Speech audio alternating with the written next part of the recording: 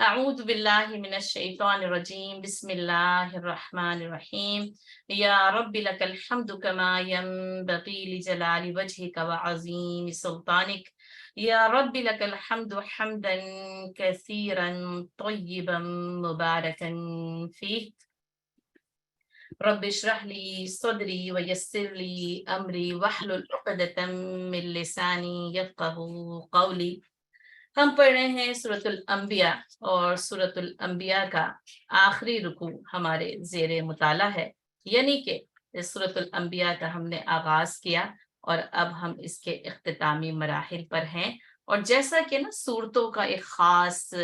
امتیاز ہوتا ہے اور ہر سورہ اپنے مدعا کو بہت بھرپور اور جامع انداز میں بیان کرتی ہے، یہی یعنی جیسے انداز جو ہے وہ سورۃ الانبیاء کا بھی ہے کہ اس میں تاریخ نبوت کو بہترین دلائل نبوت کے ساتھ اور انبیاء کرام کے تذکرے کے ساتھ بیان کیا گیا ہے، اور یہ آخری رکوع نا اس سارے کے سارے تذکرے کو سمیٹ رہا ہے۔ تو اس پس منظر کے ساتھ اس رکوع کو پڑھیں تو آپ کو اندازہ ہوگا کہ یعنی سورۃ الانبیاء کے جو تاریخی حقائق ہیں اور یعنی کہ جو تاریخی دلائل ہیں وہ کیسے جا کرنا یعنی ایک تفصیل بتائی گئی، ایک مفصل اور مدلل بیان تھا، اور اب اس بیان کو اس آخری رکوع کے اندر یکجا کیا جا رہا ہے، جمع کیا جا رہا ہے۔ فَمَن يَعْمَلْ مِنَ الصَّالِحَاتِ وَهُوَ مُؤْمِنٌ، پس جو شخص نیک عمل کرے اور وہ مومن ہو۔ اور اب آپ یہ دیکھیں کہ یعنی جو نبوت کی دعوت ہے نا وہ اسی دعوت کو تو بیان کرتی ہے، یعنی ایک تو وہ دعوت ہے کہ لا الہ الا اللہ، کہ اللہ ایک ہے، پھر اپنی رسالت یعنی رسولوں کا بیان ہے، پھر آخرت کا بیان۔ اب اس آخرت کے بیان میں اس پورے کے پورے پس منظر میں جو امت ہے، جو انسانیت ہے جس کو یہ پیغام دیا جا رہا ہے، دراصل اس یعنی توحید، رسالت اور آخرت کا لب لباب یہی ہے کہ فَمَن يَعْمَلْ مِنَ الصَّالِحَاتِ وَهُوَ مُؤْمِنٌ، یعنی یہ کہ اس ایمان کی دعوت کو قبول کر لو، اور یہ ایمان کی دعوت عمل صالح کی طرف ترغیب دیتی ہے، یعنی اس عمل صالح کا بیان کرتی ہے۔ یہ ایمان کی دعوت دراصل عمل صالح کی دعوت ہے، یعنی پھر وہی کہ صرف ایمان بزدلی کے ساتھ مطلوب نہیں ہے اور ایمان بے عملی کے ساتھ مطلوب نہیں ہے، یاد رکھیے گا۔ ایمان کے ساتھ عمل یعنی لازم اور ملزوم ہے۔ اور آپ دیکھیں کہ یہاں پر یعنی ویسے تو الا الذین آمنوا وعملوا الصالحات ہے نا، یہاں پر ترتیب کو بدلا گیا ہے، پہلے عمل آیا ہے، پھر عمل کی جو یعنی اس کو جو ڈسکرائب کیا گیا ہے الصالحات سے، اس کو ڈسکرائب کیا گیا ہے، اور پھر یہ بتایا گیا ہے کہ یہ عمل ایمان کے ساتھ ہونا چاہیے، اور گویا کی ترتیب میں ایمان پہلے ہونا چاہیے، اور جیسا کہ قرآن کی ترتیب میں ایمان پہلے ہوتا ہے، لیکن بات وہی ہے کہ جب ترتیب بدلتی ہے نا تو پھر یعنی انداز اور مفہوم یا سکھانے کا انداز بدل جاتا ہے، کہ یہاں پر جیسے عمل کو یعنی پہلے لایا گیا ہے اور ایمان کو بعد میں لے کر آیا گیا، یعنی پھر وہی کہ عمل کی اہمیت کو اجاگر کیا گیا ہے، لیکن اس کے ساتھ ساتھ یہ بھی بتا دیا گیا کہ ایمان کے بغیر مطلوب نہیں ہے، عمل ایمان کے ساتھ مطلوب ہے، لیکن یعنی ایمان کی عملی اہمیت کو فوقیت دی گئی ہے،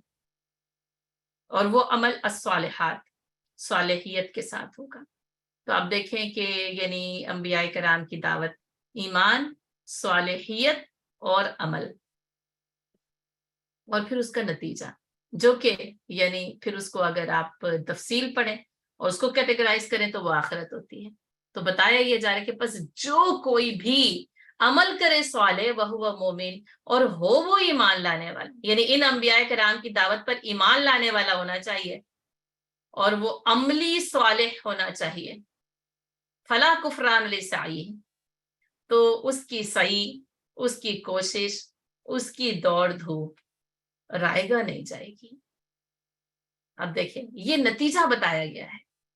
ایمان کے ساتھ یعنی صالحیت کے ساتھ زندگی گزارنے کا نتیجہ یہ لسعیہ۔ اچھا، اس اب عمل صالح کو یعنی آگے تعبیر کیا گیا، سعی سے تعبیر کیا گیا ہے، یعنی ایک صحیح کوشش بھی ہے، ایک صحیح نہ دوڑ دھوپ ہے، دوڑنا اور بھاگنا۔ اور آپ دیکھیں کہ اس سے کیا بات پتہ چلتی ہے کہ یہ جو صالح عمل ہے دوڑ دھوپ کے بغیر مکمل نہیں ہو سکتا، اس کے لیے سعی کرنی پڑے گی، اس کے لیے کوشش کرنی پڑے گی۔ عمل صالح اور صحیح۔ اور اب آپ پھر جو ہے نا وہ بنی اسرائیل کی اس آیت کی طرف جو ہے وہ جائیے کہ یعنی کہ جس نے کیا ارادہ آخرت کا اور کی اس کے لیے کوشش، وسعی لہا سعیہا، اور کی اس کے لیے کوشش جیسے کہ کی جانی چاہیے، تو اور وہ ہوا مومن، اور ہوا وہ مومن، یعنی پھر وہی کہ وہ آخرت اور اس کا ارادہ اور اس کی صحیح کوشش ایمان کے ساتھ مطلوب ہے، لیکن وہاں پر بھی نا وسعی لہا سعیہا پہلے آیا تھا اور پھر اس کے بعد آیا تھا وہ ہوا مومن نا، اور وہ ہو وہ مومن، ٹھیک ہے، اور یہاں پر بھی نا وہی کانٹیکٹ، وہ ہوا مومن اور ہو وہ مومن نا، فلا کفران لسعیہ، تو اس کی کوشش کی ناقدری نہیں کی جائے گی، یعنی وہ رب نا جو کہ قدردان ہے، جو قبول کرتا ہے، جو یعنی چاہتا ہے کہ اعمال صالح کیے جائیں اور پھر وہ ان اعمال صالح کو قبول کرتا ہے نا، تو فلا کفران لسعیہ، تو وہ اس کوشش کی ناقدری ہرگز نہیں کی جاتی، وہ رائے گاہ نہیں جاتی،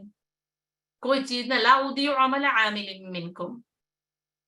اور ان عمل کرنے والوں کا عمل کچھ بھی رائے گا نہیں جائے گا، اور بہت بات وہی ہے، ہوں وہ مرد یا عورت اور ہوں وہ اہل ایمان، تو اہل ایمان کے لیے خوشخبری ہے، وہ جو کہ انبیاء کرام کی دعوت پر ایمان لے کر آتے ہیں، عمل صالح کے ساتھ زندگی گزارتے ہیں، اور یہ عمل صالح کوشش کے بغیر ممکن نہیں ہو سکتا۔ یہ جو ہم یعنی عذرات تراشتے ہیں نا، اور ہمارے پاس بہت سارے یعنی بہانے ہوتے ہیں، معذرتیں ہوتی ہیں، اس لیے ایسا نہیں، اس لیے ایسا نہیں، دراصل بات یہی کہ صحیح نہیں کی تھی، کوشش نہیں کی تھی، جو کوشش کرتا ہے نا وہ پا لیتا ہے، یہ پھر یہ یعنی یہ اس میں یہ اسباب پوشیدہ ہیں کہ عمل کرنا ہے صالح ایمان کے ساتھ اور کوشش کرنی ہے، اور پھر سب کچھ نا یعنی پھر وہ اللہ تعالیٰ کے حوالے کر دیا جائے بس، اور وہ ناقدری نہیں کرتا، قبول کرتا ہے، وَإِنَّا لَهُ كَاتِبُونَ، اور ہم اس کے ہر عمل کو لکھتے چلے جائیں۔ اب آپ دیکھیں کہ یعنی قرآن نے ایسے اشارات کے ساتھ نا تفصیلات کو مرتب کرتا ہے، یعنی پھر وہی کہ دیکھنا چاہے نا، یا اولی یعنی الباب اور یا اولی الابصار، ہے نا، اے دیکھنے والوں، اے عقل و دانش رکھنے والوں، اس کے لیے اس میں ہے تمہارے لیے یعنی نشانیاں اور سمجھ، وَإِنَّا لَهُ كَاتِبُونَ، اور ہم یہ سب کچھ لکھتے جا رہے ہیں، ریکارڈڈ ہے ہر عمل، وَإِنَّا لَهُ كَاتِبُونَ، اور ہم اس کے ہر عمل کو لکھتے چلے جا رہے ہیں، اب ثبوت تیار ہو رہے ہیں، اعمال نامہ تیار ہو رہا ہے، ریکارڈڈ ہے سب کچھ، کوئی چیز بھی بغیر ریکارڈ کے نہیں، کوئی چیز بھی یعنی ضائع ہونے والی نہیں، کسی چیز کی ناقدری نہیں کی جائے گی، وَإِنَّا لَهُ كَاتِبُونَ، اور یعنی یہ ہے دعوت انبیاء، بتایا جا رہا ہے کہ تم جو کچھ بھی کرتے ہو نا وہ سب کچھ لکھا جا رہا ہے، اور ایک دن یہ لکھا ہوا تمہارے حوالے کر کے کہا جائے گا اقرا کتابک، اب پڑھو اپنا نامہ اعمال، ہم سب کچھ جو ہے وہ قلم بند کرتے چلے جا رہے ہیں، اور اب جیسے ظاہر ہے کہ اس عمل کو اللہ تعالیٰ نے یعنی اپنے عمل سے تعبیر کیا ہے، لیکن ظاہر ہے کہ اللہ کے حکم سے یہ فرشتے جو ہے وہ اس عمل کو ریکارڈ کرتے جا رہے ہیں، لکھتے جا رہے ہیں۔ اچھا ہم یعنی میں کہتی ہوں اکثر ہی ہم بھول جاتے ہیں نا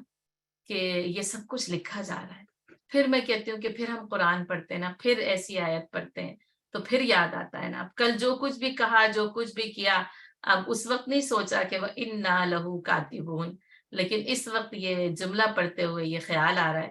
کہ یعنی وَإِنَّا لَهُ كَاتِبُونَ، اور ہم جو ہے نا وہ سب کچھ جو ہے وہ لکھتے چلے جا رہے ہیں، وَحَرَامٌ عَلَىٰ قَرْيَةٍ أَهْلَكْنَاهَا أَنَّهُمْ لَا يَرْجِعُونَ، اور یعنی ہم نے حرام کر دیا اس بستی کے لیے جس کو ہم نے ہلاک کر دیا کہ وہ پلٹ کر آئیں، کہ وہ لوٹ کرنا، یعنی اس کے اندر اس کی جو یعنی تفسیر ہے، کئی اس آیت کے یعنی مطلب اور معنی بیان کیے گئے ہیں، اور بات وہی ہے یعنی یہ کہ یا تو یہ کہ بس وہ یہ کہ جن بستیوں کو ہلاک کر دیا گیا اب ان کے لیے یہ ممکن نہیں ہے کہ وہ ہمارے پاس لوٹ کر نہ آئیں، ہے نا. یعنی یہ کہ وہ اب ہمارے پاس ان کو اس ہلاک کرنے کے بعد ہمارے ہی پاس جو ہے وہ لوٹ کر آنا ہے. ایک تو اس آیت کا یہ مطلب بیان کیا گیا. ایک دوسرا آیت اس مطلب کا یہ بیان کیا گیا ہے کہ اور ہم نے اس بستی کے لیے کہ جس کے لیے ہم ہلاک کرنے کا فیصلہ کر لیں، بس اس کے لیے اب یہ ممکن نہیں ہے کہ وہ اپنی نیک عملی کی طرف پلٹ جائیں. ٹھیک ہے، کیونکہ وہ باز آنے والے تھے ہی نہیں اور وہ پلٹنے والے تھے ہی نہیں، تو بس ان کو اسی لیے جو ہے وہ ہلاک کر دیا. یعنی جن کو اللہ تعالیٰ کو پتا تھا کہ لا یرجعون، یہ اس بد عملی سے پلٹنے والے نہیں ہیں، رجوع کرنے والے نہیں ہیں، نیک عملی کی طرف جانے والے نہیں ہیں. ایک تیسرا مطلب اس کا یہ بتایا گیا کہ اور یعنی اس بستی کو جب ہلاک کر دیا جاتا ہے تو بس اب اس کے لیے اس بات کو حرام کر دیا جاتا ہے کہ اس کو پلٹ کر جانے کا کوئی موقع دیا جائے. یہ تو سنت ہے نا جو مطلب جس کا انجام ہو گیا. اب وہ لاکھ وہ چلائیں کہ ہم جائیں اور پھر کریں وہ عمل جو کہ صالح ہو، اور وہ نہیں کہ جو ہم کرتے آئے تھے. یعنی کہ اب وہ صالح عمل کی طرف رغبت ہو کیونکہ حقیقت سمجھ آئے، اور وہ کہ اللہ اب ہمیں تو دنیا میں دوبارہ واپس بھیج کہ ہم پلٹیں اور ہم نیک عمل کریں. تو کہا ان کے لیے یہ ممکن نہیں ہے کہ ان کو واپس اس دنیا میں بھیجا جائے، یعنی واپس ایک بار اور موقع دیا جائے کہ اگر وہ یعنی پھر وہ عمل صالح کریں. تو یعنی اس کے جو الفاظ ہیں نا، ان کے اندر ان تمام مفاہیم کی یعنی گنجائش جو ہے وہ موجود ہے. ٹھیک ہے، تو بات کیا ہے کہ جیسے جس بستی کو ہلاک کر دیا جائے اس کے لیے حرام ہے کہ وہ لوٹ کر پھر دنیا میں جائے اور یعنی پھر اپنی اصلاح یا تصحیح جو ہے وہ کر سکے، اور یا پھر یہ کہ وہ اس لیے کہ وہ پلٹ کر نیکی کی طرف جاتے ہی نہیں تو اللہ تعالیٰ نے ان کو ہلاک کر دیا. اور پھر ظاہر ہے کہ ان کے اوپر یعنی یہ جو حرام ہے بمانے جیسے ظاہر ہے کہ حرام کے اور واجب کے کہ بس ان کے اوپر یہ واجب ہو ہی گیا تھا کہ بس اب یہ پلٹ کر جانے والے تھے ہی نہیں. اور جب اب ہلاک کر دیا گیا تو توبہ کا دروازہ بند ہو جاتا ہے. یعنی پھر وہی کہ نبوت کی دعوت یہی ہے کہ جب ہلاک کر دیا جائے نا، جب وقت آخر آ جائے تو اب تمہیں پلٹ کر جانے کا موقع نہیں دیا جائے گا. ٹھیک ہے، یہی یعنی وہ کہ اعمال صالح ایمان میں زندگی کے ساتھ مطلوب ہے، نہ قدری نہیں ہوگی، اعمال نامہ لکھا جائے گا، اور جس کا انجام جس کا یعنی وقت آخر آ گیا، اور چاہے وہ پھر اللہ کی ہلاکت کے ساتھ ہی ہو یا پھر یہ کہ وہ طبعی طور پر ہو، لیکن یہ کہ وہ واپس پلٹ کر جا کر اس نیکی کا موقع حاصل نہیں کر سکیں گے. تو بات یہی ہے کہ یہ جو موقع ہے نا اس وقت، اس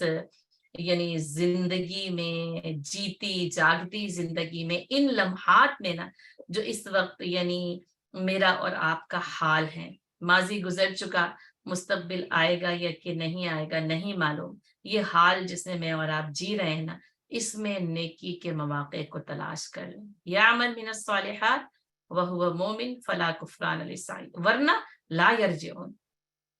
پلٹا نہیں جا سکتا، پلٹایا نہیں جا سکتا، کتنی ہی تمنا کی جائے، کتنی ہی فریاد کی جائے، لیکن اللہ تعالیٰ بستیوں پر حرام کر دیتا ہے کہ جب ان کی وہ اجل مسمى پوری ہو جائے تو ان کو جو ہے وہ واپس بھیجا جائے. اب جو ہے وہ ان کو واپس بھیجا نہیں جائے گا. حتی اذا فتحت یأجوج ومأجوج وهم من کل حدب ینسلون. اور یہاں تک کہ یاجوج اور ماجوج کھول دیے جائیں گے اور وہ ہر بلندی سے نیچے کو دوڑتے ہوئے آئیں گے. اور اب آپ دیکھیں یعنی یہ کہ ایک تو ہر بستی کے ہلاک ہونے کا وقت، اور دوسرا کیا ہے کہ پورے عالم انسانیت کے ہلاک ہونے کا وقت. اور یہ یعنی جب کہ یاجوج ماجوج کھول دیے جائیں گے، گویا کہ اشارہ جو ہے وہ قیامت کی طرف کیا جا رہا ہے. قیامت کے آنے کی، قرب قیامت کی نشانیوں میں سے یہ ایک یاجوج اور ماجوج ہیں جو کہ قرب قیامت کے وقت جو ہے وہ نکلیں گے. ہم سورہ کہف کے آخر میں بھی ان کے مضمون کو پڑھ کر آئے ہیں، اب دوبارہ سے اس کی ہم تذکیر کر دیتے ہیں، لیکن بہرحال کچھ ایسے یعنی مقامات جو کہ اس وقت گزر چکے ہیں، اس وقت اس کی تفصیل بیان کی جا چکی ہے. اگر آپ میں سے کوئی پھر اس کو دیکھنا چاہے تو سورۃ الکہف کے آخر کی ریکارڈنگ کو سن سکتا ہے. میں ٹیم سے کہوں گی کہ اس کو واپس جو ہے وہ یعنی ری سینڈ کر دیا جائے تاکہ لوگ جو ہے وہ اس کو بھی دوبارہ سن لیں. اور اس وقت بھی یہاں پر ہم جو اس کی جو تفصیل ہے جو کہ یعنی مختصراً پھر سے بیان کر دیتے ہیں. اچھا ایک بات یہاں پر جو بتائی گئی وہاں پر روکا گیا تھا سد ذوالقرنین کے ذریعے جو ہے وہ بند یعنی رکاوٹ کھڑی کی گئی تھی ان کے لیے. اور یہاں پر کہا گیا کہ من کل حدب ینسلون، تو جیسے جو حدب ہے نا یعنی اونچی جگہ حدب ہے اور وہاں سے ینسلون یعنی پھر اترتے ہوئے آ رہے پھسلتے ہوئے آ رہے نا. تو یہ کہ یعنی بڑے بڑے پہاڑ اور پہاڑوں کے درمیان پھر وہ ان اونچی اونچی بلندیوں سے چوٹیوں سے نیچے گزرتے. اور آپ ایک جیسے ایک تصور کریں کہ وہ اونچے پہاڑ اور ان کے اوپر سے وہ ایک یعنی بس قوم ہے کثرت کے ساتھ جو ہے نا وہ نیچے اترتی چلی آ رہی. اچھا یاجوج ماجوج کے بارے میں ظاہر ہے کیونکہ جتنی تفصیل بس ہمیں حدیث اور قرآن نے تو بس یعنی ان دو مقامات پر ان کا ذکر اس طریقے سے کیا ہے. تو جو بھی یعنی ہمیں وہ جو تفصیل پتہ چلتی ہے ایک تو وہی کہ قرب قیامت کی نشانی میں سے، ٹھیک ہے، اور پھر یہ کہ وہ جو سد ذوالقرنین کے پیچھے یعنی یوں سمجھ لیں کہ وہ پہاڑیوں کے اندر ان کو بند کیا گیا. اب وہ ایک یعنی وہ جو سوال ہے نا وہ یوں سمجھ لیں کہ وہ ابھی تک وہ حل طلب نہیں ہے کہ وہ کون ہے. بہرحال یعنی کہا یہی جاتا ہے کہ نسل آدم میں سے ہی ہیں اور حضرت نوح علیہ السلام کے بیٹے یافس کی اولاد میں سے ہیں. اور بس جیسے وہ ایک وحشی قوم ہے جو کہ یعنی پھر اس کے بعد یوں سمجھ لیں کہ وہ جو یعنی جو ان کی وحشت ہوتی ہے نا اس حد تک بڑھتی ہے کہ وہ آدم خور ہو جاتے ہیں یعنی کہ وہ صفاقی پائی جاتی ہے. تو اس میں مختلف قسم کی قوموں کو ان سے تعبیر تو کیا گیا لیکن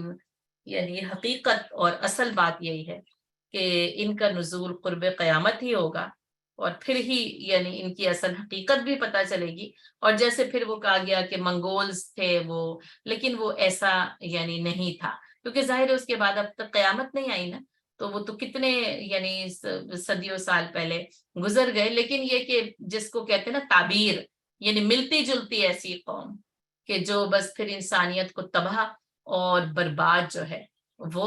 کر دے. تو بہرحال پھر وہ اونچی جب کہ قرب قیامت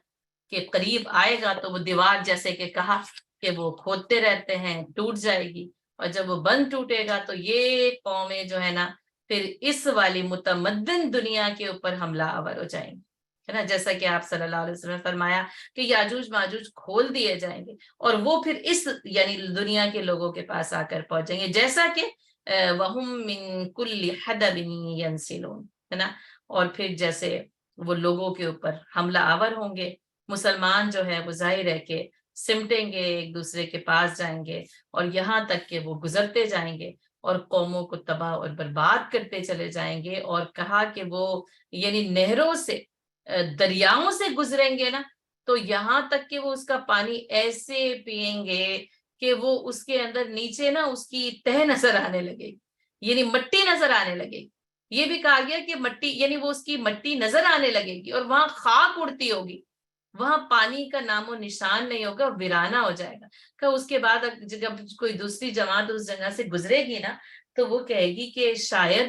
کہیں اس زمانے میں کوئی پانی اس وقت رہا ہوگا کیونکہ ظاہر ہے وہ گہرائی بھی ہوگی نا تو اس سے اندازہ ہوگا کہ یہاں کوئی پانی ہوگا کہ جو کہ خشک ہو گیا جبکہ وہ ان کے پینے کی وجہ سے جو ہے وہ خشک ہوگا. اور یہاں تک کہ وہ یعنی روئے زمین پر موجود تمام لوگوں کو جو ہے وہ ہلاک کر دیں. اور یہاں تک کہ پھر وہ اللہ کی طرف سے یعنی قدرت الہی کی طرف سے آسمانوں سے ان کے اوپر ایک وبا نازل کی جائے گی ایک وائرس سمجھ لیں وہ پھر نازل کیا جائے گا کہ جس سے یہ ساری کی ساری جو ہے نا وہ قوم بس پھر وہ ختم ہو جائے. یعنی انسانوں کے لیے ان سے لڑنا یا ان کو لڑ کر مارنا ممکن نہیں ہوگا. کثرت تعداد صفاقی اتنی یعنی شدید ہوگی کہ انسانوں کے اندر ان سے مقابلے کی طاقت نہ ہوگی. تو یہ کہ پھر انسان اس آزمائش سے گزریں گے اور یہاں تک کہ اللہ تعالیٰ آسمان سے ایک وبا ان کی طرف نازل کرے گا جس کی وجہ سے وہ سارے کے سارے لوگ جو ہے وہ ہلاک ہو جائیں گے. اور اس کے بعد جو ہے وہ یعنی یہ ہوگا کہ مسلمان نکلیں گے ان سے لڑنے کے لیے اور پتہ چلے گا اللہ نے آسمان سے ایک جو ہے وہ قدرتی طور پر مدد ہے یعنی اللہ کے وہ لشکر جو دیکھے نہیں جا سکتے وہ وائرس جو دیکھا نہیں جا سکتا وہ ان کو آئے گا، ان کے اندر پھیلے گا، ان کا اختتام کرے گا، اور مسلمان ان سے لڑنے کے لیے آئیں گے کہ کیا کریں، اب اپنا بچاؤ تو کرنا ہے، اور یہاں آ کر دیکھیں گے کہ اللہ تعالیٰ نے جو ہے وہ ان کو ہلاک کر دیا ہے، اور پھر وہ خوشی سے یعنی یہ صدائے لگائیں گے کہ اللہ تعالیٰ نے تمہارے دشمنوں کو جو ہے وہ ہلاک کر دیا ہے نا۔ اور پھر جیسے وہی نا کہ یعنی کہ پھر اس کے بعد جو ہے وہ پھر سرزمین کے اوپر امن جو ہے وہ پھیلے گا۔ اور جیسا کہ آپ صلی اللہ علیہ وسلم نے جب جو ہے وہ دجال کا ذکر کیا ہے تو اس وقت بھی یعنی جب وہی قرب قیامت کی نشانی میں جب دجال کا ذکر کیا گیا کہ مجھے سب سے زیادہ خوف جو ہے وہ تمہارے لیے دجال کا ہے کہ دجال جو ہے وہ یعنی اس کا خروج ہوگا، تو گویا کہ جس وقت یعنی دجال کا خروج ہوگا آپ سمجھ لیں اسی وقت جو ہے وہ یعنی یاجوج اور ماجوج کو کھولا جائے گا، یعنی پہلے یاجوج اور ماجوج کا کھولا جانا ہے اور پھر اس کے بعد دجال ہے، یعنی اس کی ترتیب پھر بات یہی ہے کہ پھر وہ یعنی اللہ تعالیٰ کی طرف سے ہی جو ہے نا وہ ممکن ہے، یعنی اس کا تعین جو ہے وہ ہم اس وقت نہیں کر سکتے، بس یہ کہ یہ ایک کے بعد ایک ہے نا، یعنی ایک کے بعد ایک جو ہے وہ آ جائیں گے۔ اور ایک یعنی روایت میں ترتیب یہ ہے کہ پہلے جو ہے نا یعنی دجال کا خروج ہے، اور پھر اس کے بعد جو ہے نا وہ یاجوج اور ماجوج کا نکلنا ہے، اور پھر جیسے وہی کہ وہ جو ہے وہ یعنی انسانیت کو تباہ کریں گے۔ پھر اس روایت میں یہ پتہ چلتا ہے کہ پھر حضرت عیسیٰ علیہ السلام اللہ سے دعا کریں گے کہ اللہ تعالیٰ ہمیں اس مشکل سے نجات دے، تو پھر اللہ تعالیٰ آسمان سے وہ قدرتی آفت یعنی وبا وائرس ان پر بھیجے گا، تو پھر اس کے بعد جو ہے وہ سارے کے سارے جو ہے وہ اس سے مر جائیں گے۔ اچھا اب اتنی کثرت میں جب وہ مریں گے تو اب ظاہر ہے اب ان کو دفنائے گا کون، تو پھر پتہ چلے گا کہ پھر دعا کی جائے گی کہ اللہ ان سے تو اب یعنی ممکن نہیں ہے کہ ہم ان کو برداشت کر سکیں، تو پھر جو ہے وہ اللہ تعالیٰ ایسے پرندے بھیجے گا یعنی جو کہ یا تو جیسے وہ ان کو کھا جائیں گے یا پھر جیسے وہ اٹھا کر ان کو کہیں اور پھینک دیں گے، یعنی یا تو وہی کہ وہ کھا لیں گے یا کہیں اور ان کو جو ہے وہ پھینک دیں گے، اور پھر اس کے بعد بارش ہوگی، وہ جو ہے نا 40 دن تک بارش ہوگی، یا 40 کہا کہ کون سا یعنی سال ہے یا دن، پھر بارش ہوگی جو کہ ان کے ہلاک ہونے کی نا وہ جو آلودگی اور گندگی پھیلی ہوگی وہ اس کو صاف کرے گی، اور پھر جو زمین ہے وہ بالکل یعنی پاکیزہ ہو جائے گی، اور پھر اپنی ساری کی ساری جو برکتیں ہیں نا وہ اس زمین کے اندر سے نکل آئے گی، اور اس کے بعد پھر یہ نا ایمان کا اور امن و امان کا غلبہ ہوگا، جس میں پھر وہی کہ وہ شیر اور بکری کا ایک گھاٹ پانی پینا، اور یعنی پھر وہ برکت کا مشاہدہ جو ہے وہ پوری انسانیت دیکھے گی، اور سارے کی ساری یعنی پھر اسلام قائم ہوگا، امن قائم ہوگا، عدل و انصاف کا بول بالا ہوگا، یعنی حضرت عیسیٰ علیہ السلام جو کہ یعنی کہ عدل کو قائم کریں گے، اور بس پھر اس کے بعد جو ہے نا یہ اسلام یعنی مسلمان ختم ہوں گے، اور پھر اس کے بعد قیامت قائم ہوگی، یعنی یہ مختلف جو ہے وہ یعنی قرب قیامت کے مراحل جو ہے وہ بیان کیے گئے ہیں، جس میں پھر یہ یاجوج اور ماجوج کا خروج بھی جو ہے وہ اس کے اندر ہے، اور ظاہر ہے کہ یہ ایک بڑی آفت ہے، ایک بڑی ہلاکت ہے جو انسانیت کے اوپر نازل ہوگی، اور پھر اللہ تعالیٰ ہی اپنی قدرت کاملہ کے ساتھ جو ہے وہ ان کا خاتمہ کریں گے۔ تو پھر یہاں تک کہ یاجوج اور ماجوج کھول دیے جائیں گے اور وہ ہر بلندی سے نیچے دوڑتے ہوئے آئیں گے، اور وقترب الوعد الحق، اور حق کا وہ وعدہ نہ قریب آ جائے۔ اب اس آیت سے بھی نہ کیا پتہ چلتا ہے، یہ قرب قیامت کی نشانی میں سے ایک نشانی، وقترب الوعد الحق، اور یہاں تک کہ یہ سچا وعدہ قیامت حق کے ساتھ نہ یعنی رونما ہو جائے گا، فَإِذَا هِيَ شَاخِصَةٌ أَبْصَارُ الَّذِينَ كَفَرُوا، اور اس وقت کافروں کی آنکھیں نہ یکایک پتھرا جائیں گی۔ پھر وہی کہ یعنی ایمان کا تو یعنی بیان ہو گیا کہ فلا کفران لسعی، کہ ان کی کوشش کی ناقدری نہیں کی جائے گی، اور آپ دیکھیں کہ وہ یاجوج ماجوج کا بھی خروج ہو یا وہ دجال کا نکلنا ہو، اہل ایمان کی اللہ تعالیٰ خاص طور سے مدد کریں گے، اور وہ غالب آئیں گے، ان کا غلبہ ہوگا، اور یہاں پر کافروں کے لیے پھر اس وقت جب وہ یعنی قیامت قائم ہوگی نا، اس وقت کافروں کی آنکھیں یکایک پتھرا جائیں، جیسے ٹھہر جانا، رک جانا، اب کچھ کرنے کو نہیں ہے، بچاؤ کا کوئی موقع نہیں ہے، تو کہا گیا کہ بس وہ جو ہے نا وہ اس وقت ان کی آنکھیں ہی نا یعنی بس پتھرا جائیں گی کہ آخر یہ ہو کیا رہا ہے، یا ویلنا، بس پھر ان کی پکار یہی ہوگی، یا ویلنا، تباہی، بربادی، ہلاکت، ہائے ہماری قسمت، قد کننا فی غفلت من ھذا بل کننا ظالمین، اور بلکہ افسوس ہے ہم پر کہ ہم اس موقع سے، اس وعدے سے، واقترب الوعد الحق، یعنی پھر اس کا کہ اس وعدے سے غفلت میں پڑے ہوئے تھے، ہم نے اس وعید پر کان نہیں دھرے،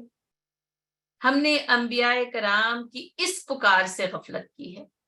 قد کننا فی غفلت من ھذا، کہا گیا کہ اس بات سے ہم غفلت میں پڑے ہوئے تھے، بل کننا ظالمین، اور یوں سمجھ لیجئے کہ بلکہ یعنی کہ غفلت نہیں تھی، بلکہ یہ کہ یہ بڑا ہی شدید ظلم تھا جو کہ ہم نے اپنی جانوں پر روا رکھا۔ یہ ہے واقترب الوعد الحق، جب حقیقت کھل کر سامنے آئے گی نا تو اس وقت یہ پتا چلے گا کہ کیسی غفلت تھی، ہے نا۔ اچھا، اب اس غفلت کو اب آپ دیکھیں کہ ہم ظاہر ہے سورۃ الانبیاء کا اختتام ہے، آخری جو ہے نا وہ رکوع ہے، اب اس کی پہلی آیت کو پڑھ لیجیے۔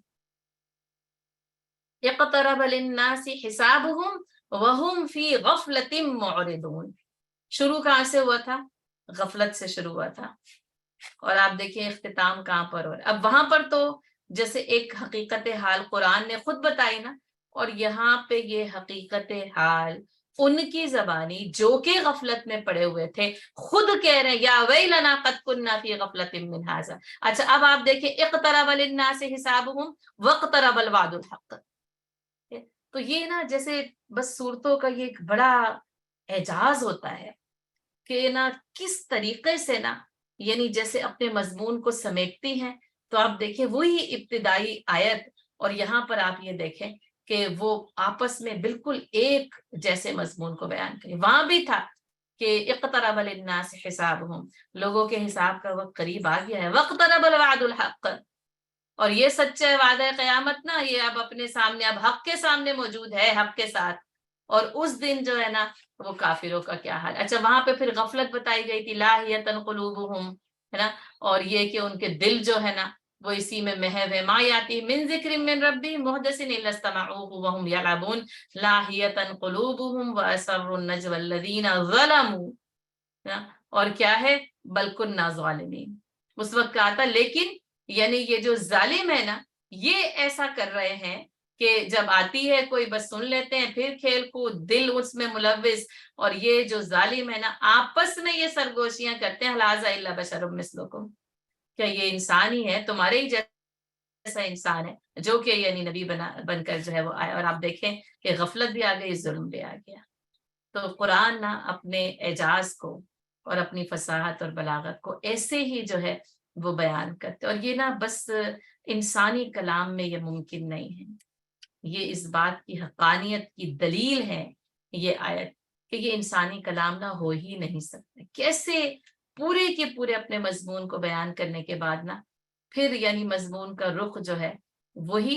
جو کہ یعنی یوں سمجھ لیں کہ اصل مضمون تو یہی تھا نا، اور بیچ میں یعنی یہ ہے اصل یعنی ابتدا، یعنی آغاز اور انسانیت کی انتہا، اور بیچ میں انبیاء کرام ہے جو انہیں دعوت حق دیتے ہیں، اور اس دعوت حق سے غفلت، وہم فی غفلت معرضون، غفلت میں پڑے ہوئے اعراض کر رہے ہیں، اور یہاں پر خود اعتراف کر رہے ہیں، یعنی یہاں پر خود اعتراف ہے، یا ویلنا قد کننا فی غفلت من ھذا، اور افسوس ہے ہم اس وعدے سے غفلت میں پڑے ہوئے ہیں، ہے نا، اور اس وقت بھی غفلت پر یعنی بات ہوئی تھی اور آج بھی، اور یعنی یہ تو یعنی کافروں کا پھر وہ اعتراف ہے، لیکن اصل میں افسوس اس بات پر ہوتا ہے کہ اہل ایمان غفلت میں ہے، اور بڑی غفلت میں ہے، سچ بتاؤں یعنی بڑی غفلت ہے، بڑی بے خبری ہے، اور بڑی ہی بے نیازی ہے، یعنی جیسے نا یعنی وقترب الوعد الحق فاذا هي شاخصۃ ابصار الذین کفروا، یعنی یہ وعدہ حق تو قریب ہے، اور یعنی اب قریب آ گیا، اور اس وقت تو پھر کفر پتھرا کر کہے گا کہ ہم غفلت میں. اور بات کیا ہے کہ میرے اور آپ کے پاس تو یہ عیاں ہے، یہ واضح ہے کہ قیامت، موت، ہر چیز نا. اچھا باتیں بھی میں سمجھتی ہوں کہ یعنی بڑی بڑی کر لیتے ہیں، بلکہ واقعتاً بہت بڑی بڑی کر لیتے ہیں نا، لیکن غفلت نہیں ٹوٹتی ہے. وہ جو عمل ہے نا، فَمَن يَعْمَلْ مِنَ الصَّالِحَاتِ، عمل صالح نہیں ہوتا، وہیں رہتے ہیں، ویسے ہی رہتے ہیں، بس یعنی جیسے کہ رہنا چاہتے ہیں، جیسا کہ وہ نفس کے مطالبات ہوتے ہیں، جیسا کہ وہ شیطان کی اکساہٹیں ہوتی ہیں، جیسا کہ اس کا بہکاوا ہوتا ہے، اور اس کے بہکاوے میں آ کر بھٹکنا ہوتا ہے، یعنی واپس نہیں پلٹتے. اب آپ دیکھیں گے یہ تھا نا لا یرجعون، یہ اس میں ایک تو وہی یعنی آیت کا وہ علمی مطلب جو کچھ کے یعنی کہ مفسرین کرام ہے، لیکن بات نہ یہی ہے اس غفلت سے لا یرجعون، اس غفلت سے نہیں پلٹتے ہیں کہ بیداری میں آ جائیں، یعنی عالم بیداری میں آ جائیں. یہ سورۃ الانبیاء بیدار کرنے کے لیے ہیں، انبیاء کرام کا پیغام بیدار کرنے کے لیے. انبیاء کرام آئے ہی تھے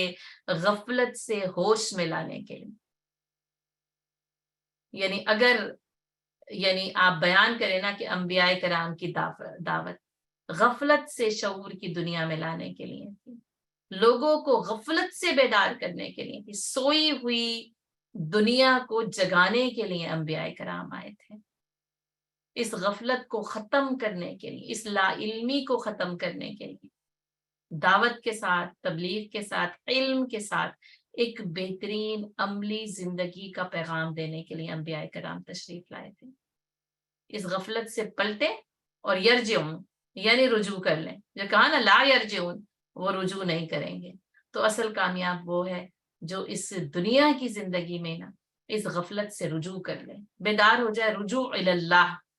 اور وہ لوگوں کو اللہ سے جوڑنے کے لیے آئے تھے، اللہ کی طرف لے جانے کے لیے آئے تھے،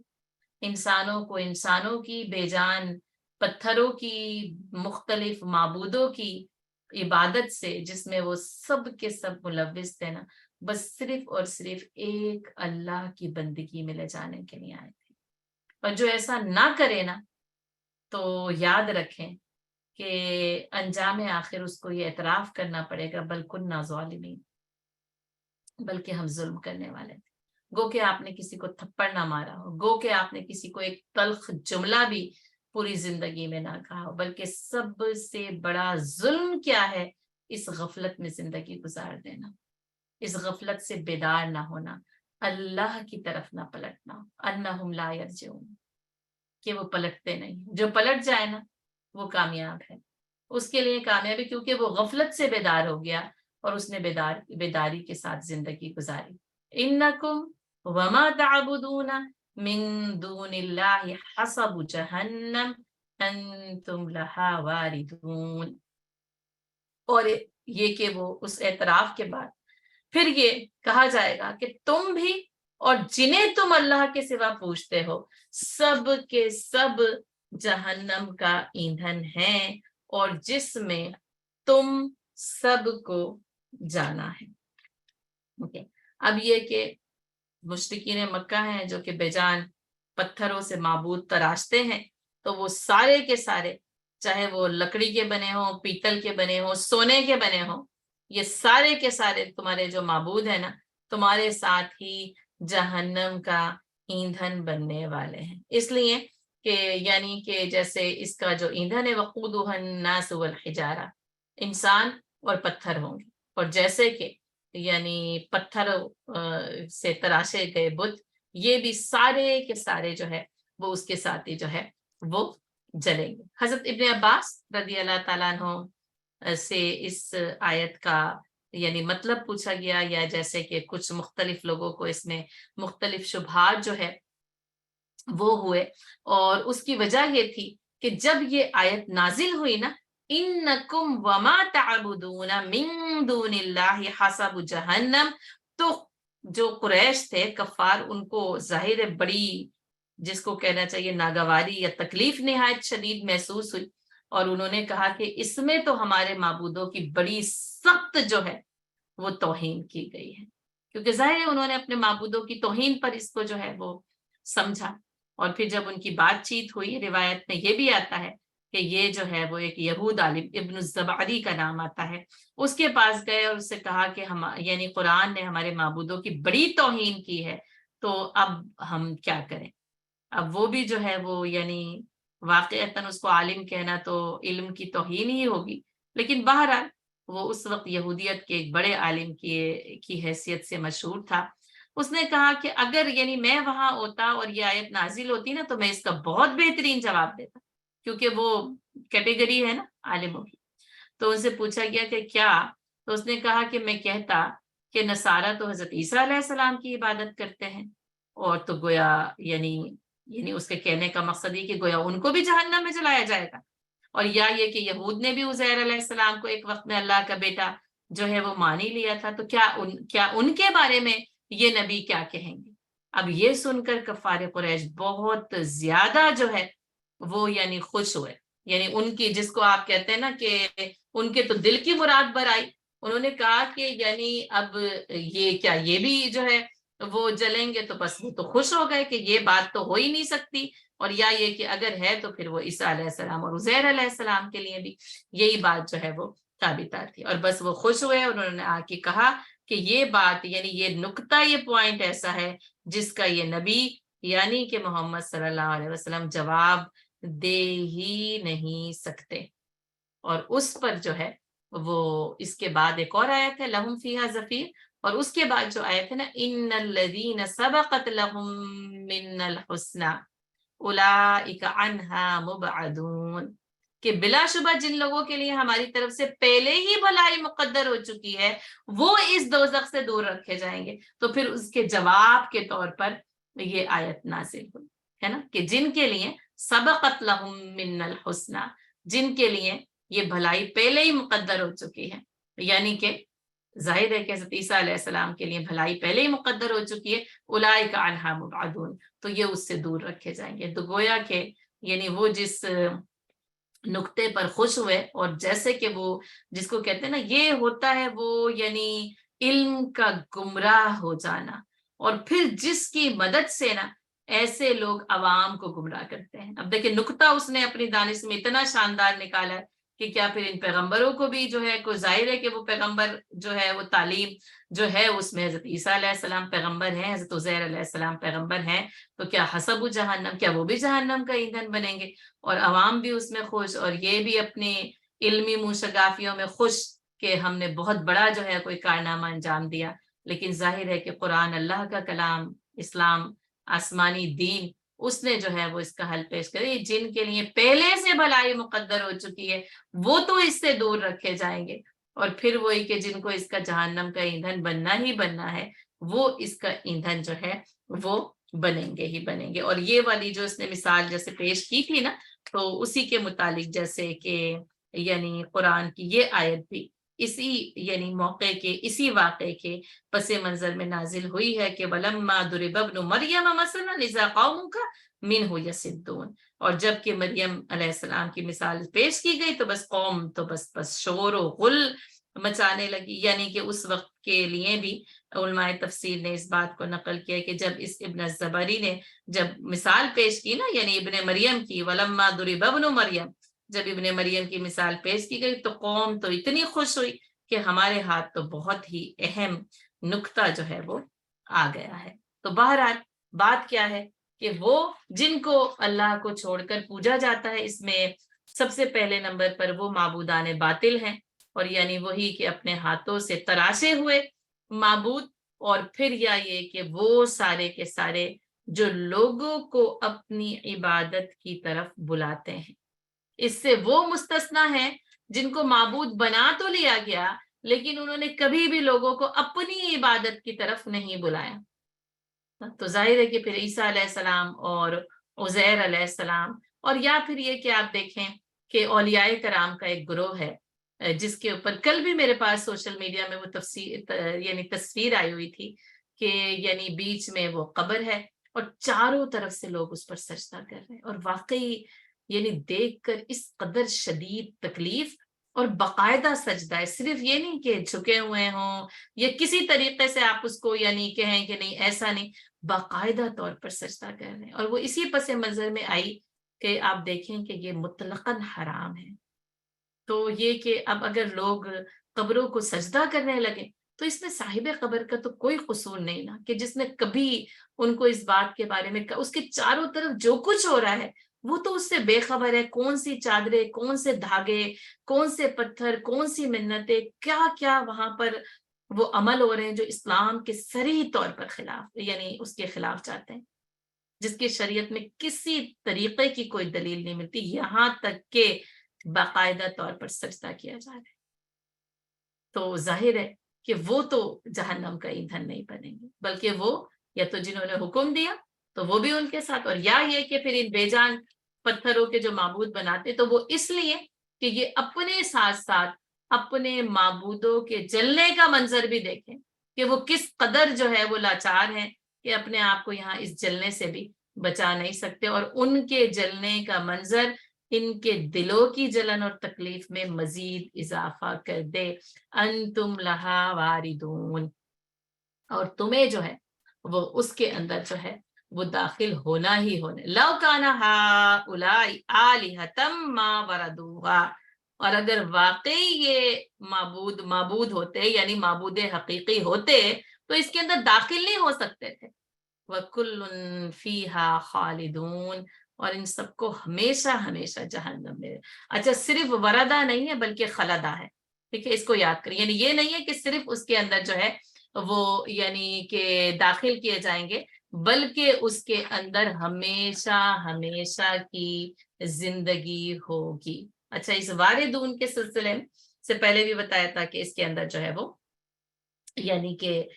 جو مانوی ایک مطلب ہے وہ کیا ہے کہ ایک تو داخل یعنی وارد بمانے دخول بھی آتا ہے، ٹھیک ہے، کہ داخل ہو جانا ہے نا، اور وارد بمانے یعنی کہ پہنچنا آتا ہے نا، جیسے جس میں ہم دیکھتے ہیں نا کہ یعنی واردہم اور وہو دلوا، کہ وہ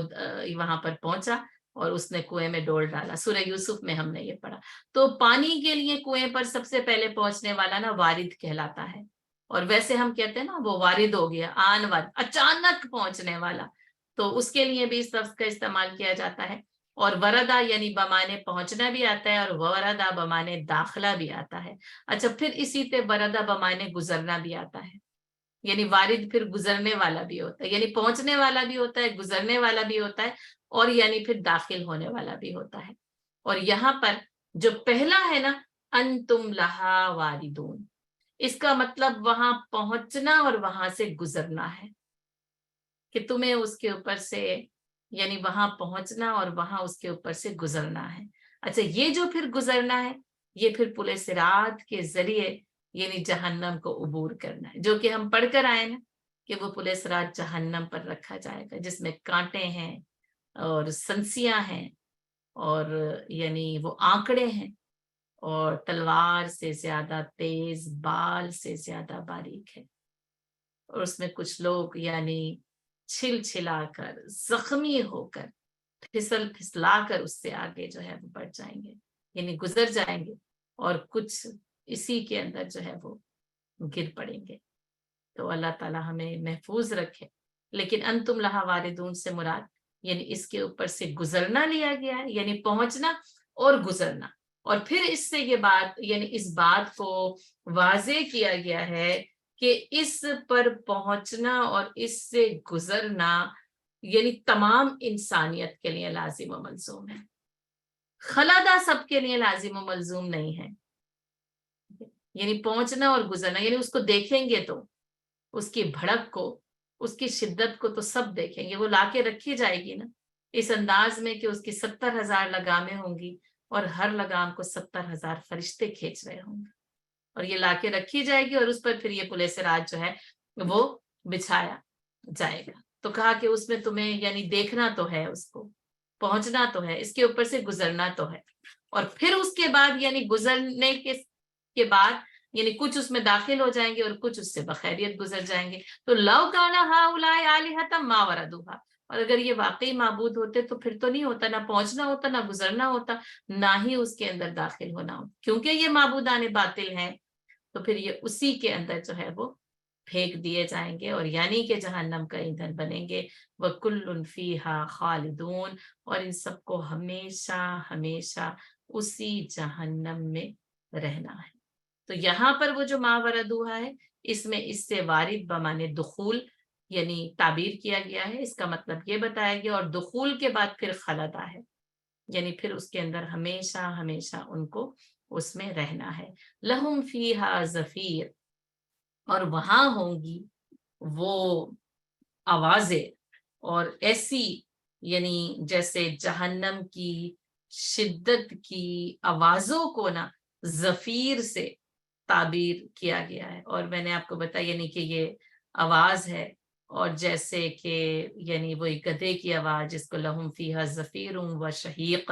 اور یہ کہ اس میں ہوگی وہ چیخ و پکار،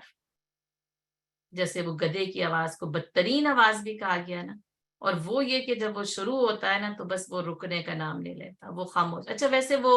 اکثر خاموش رہتا ہے، لیکن جب وہ بولتا ہے نا تو اس کانوں کو پھاڑ ڈالتا ہے، اور ہر کسی کو نا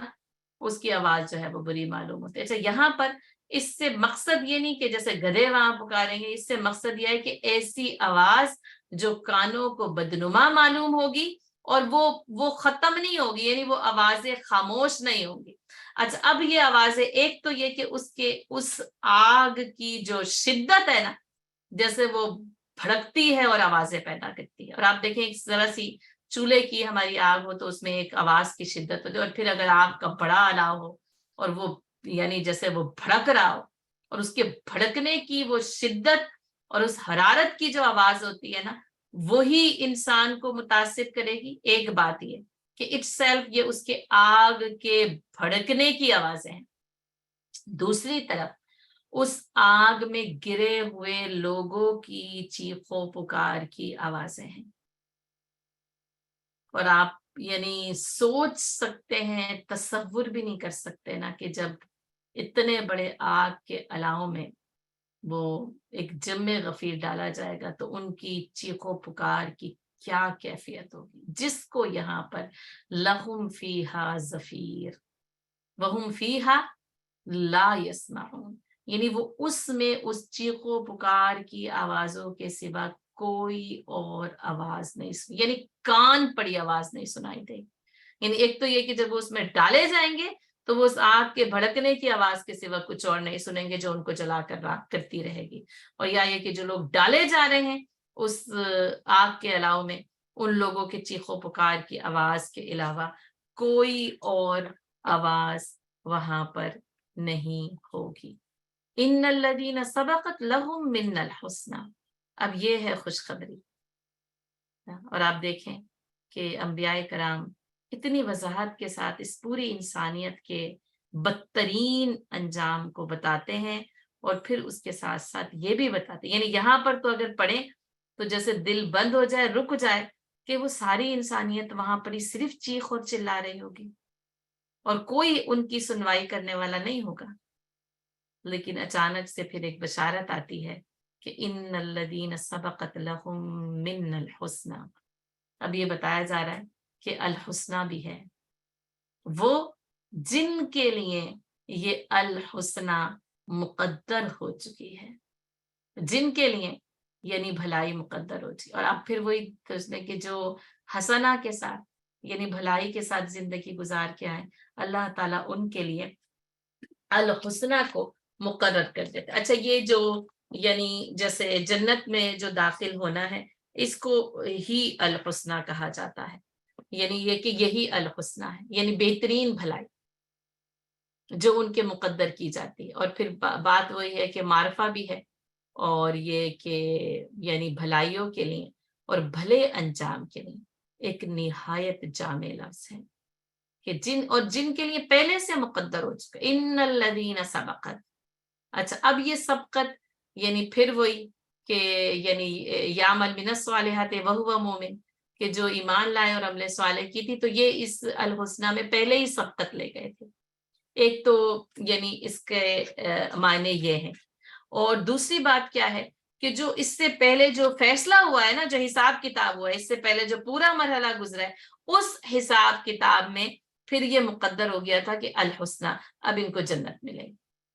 ہے نا. تو یہ پھر یعنی پوری انسانیت میں یہ جنت میں جانے میں سبقت لے گئے ہیں. ٹھیک ہے. اچھا پھر ایک اس کا مطلب پھر السابقون الاولون سے بھی ہے. پھر یہ کہ انبیاء کرام کے لیے یہ سبقت ہے کہ الحسنہ،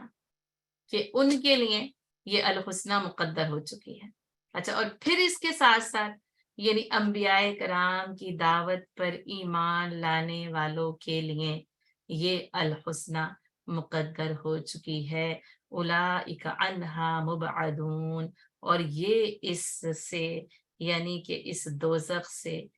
دور رکھے جائیں گے. یہ ہے الحسنہ، یہ ہے اصل کامیابی،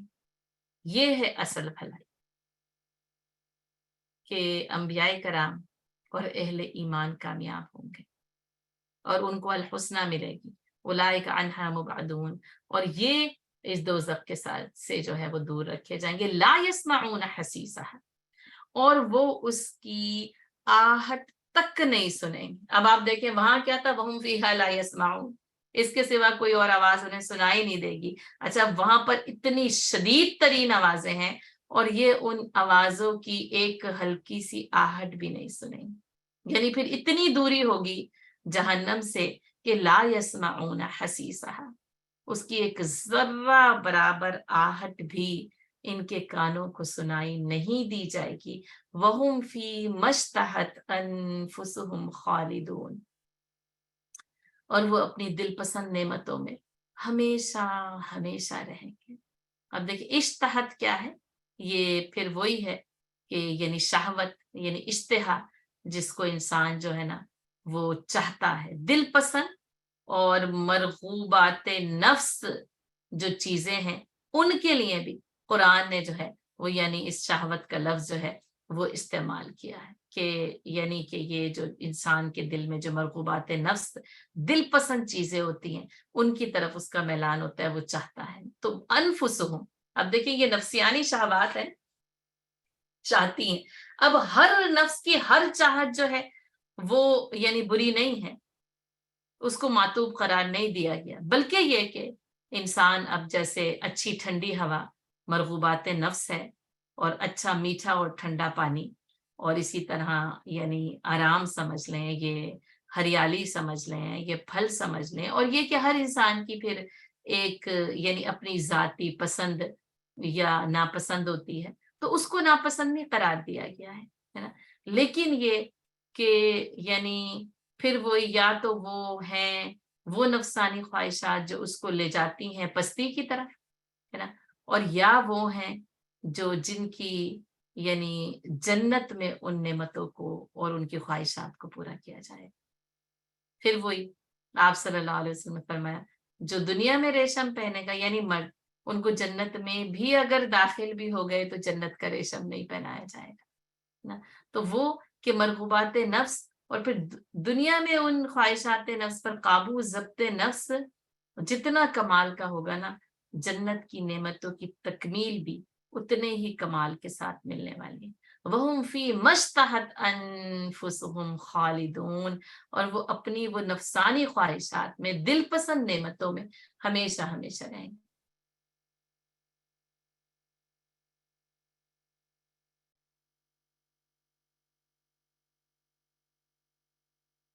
اور وہ اپنی دل پسند نعمتوں میں ہمیشہ ہمیشہ رہیں گے. تو یہ نعمتیں جو انسان چاہتا ہے اور وہ دنیا میں تو ان کے اوپر جو ہے وہ ضبط کرتا ہے اور وہ رکتا ہے. اللہ تعالیٰ نے جن چیزوں سے روکا وہ ان سے رکتا ہے، گو کہ یعنی بعض اوقات اس کا دل چاہتا ہے کہ وہ ان چیزوں کو اختیار کرے، کیونکہ وہ ٹیمپٹیشن ہوتی ہے، چاروں طرف بکھری ہوئی ہوتی ہیں، اور بعض اوقات یعنی ان کے استعمال کی اجازت بھی ہوتی ہے، لیکن وہ اللہ سے ڈر کے لیے اللہ کی رضا کی خاطر نہ ان چیزوں سے رکتا. یعنی وہ حلال چیزوں کو بھی حرام طریقوں سے پورا کرنے کی کوشش نہیں کرتا، اور حرام طریقوں سے تو وہ رکتا ہی رکتا ہے. تو بات یہی ہے کہ اللہ تعالیٰ وہاں پر نہ نفسانی خواہشات کی تکمیل ہوگی، وہ جو کہ دنیا میں بعض اوقات پوری نہیں ہوتی. اچھا بہت ساری خواہشات ہیں جو جیسے یعنی جائز بھی ہیں یا حلال بھی ہیں یا یہ کہ بہت سارے لوگوں کو میسر بھی ہیں لیکن کسی کے پاس اس کی آزمائش ہے اور اس کو وہ میسر نہیں ہوتی. کوئی ایک اچھے گھر کی خواہش یا اپنے گھر کی خواہش، اور وہ پتہ چلتا ہے کہ نہیں ساری زندگی وہ بعض اوقات کرائے کے گھر میں بھی رہنا پڑتا ہے یا چھوٹے گھر میں بھی رہنا پڑتا ہے، تو وہ خواہش پوری نہیں ہوتی. آپ دعا بھی کرتے ہیں، آپ کوشش بھی کرتے ہیں، تو وہ نامکمل رہ جاتی، ادھوری رہ جاتی. اور بہت ساری ایسی، بس میں نے ایک ایسی یعنی چھوٹی سی جو ہے وہ آپ کو مثال دی ہے، لیکن پتہ چلتا ہے کہ وہ پوری نہیں ہوتی، وہ مقدر نہیں ہوتی، اور وہ دعاؤں کے باوجود، کوشش کے باوجود، حلال اور جائز طریقے کے باوجود بھی وہ پوری نہیں ہوتی. اور یوں سمجھ لیں کہ پھر وہ ان خواہشات کی تکمیل نہ، جو کہ اس دنیا میں ناتمام رہ جاتی ہیں، اور شاید یہ کہ پھر ہزاروں خواہشیں ایسی کہ ہر خواہش پہ دم نکلے. ہماری تو ساری کی ساری اور یہ زیادہ تر خواہشات ایسی ہیں کہ ہر خواہش پر ہم اپنی جان دینے کو تیار ہو جاتے ہیں. تو لیکن یہ کہ خواہشات کی تکمیل نہ جنت میں ہے. خواہشات کریں، ان کو جائز طریقے سے پورا بھی کر لیں، لیکن کچھ کو نا یعنی مجھے لگتا ہے یا تو وہ اللہ ہی جو ہے وہ یعنی دور کر دیتا ہے، اور یا کچھ خواہشات کو اگر چھوڑیں نا تو اس نیت کے ساتھ چھوڑیں، اس دعا کے ساتھ چھوڑیں اللہ تعالیٰ سے، اپنے اس یعنی جس کو آپ کہتے ہیں ایگریمنٹ کے ساتھ چھوڑیں، اے اللہ میں یہ چھوڑتی تو ہوں، اور لیکن مجھے پھر جنت میں ان خواہشات کی تکمیل سے، جنت کی طلب،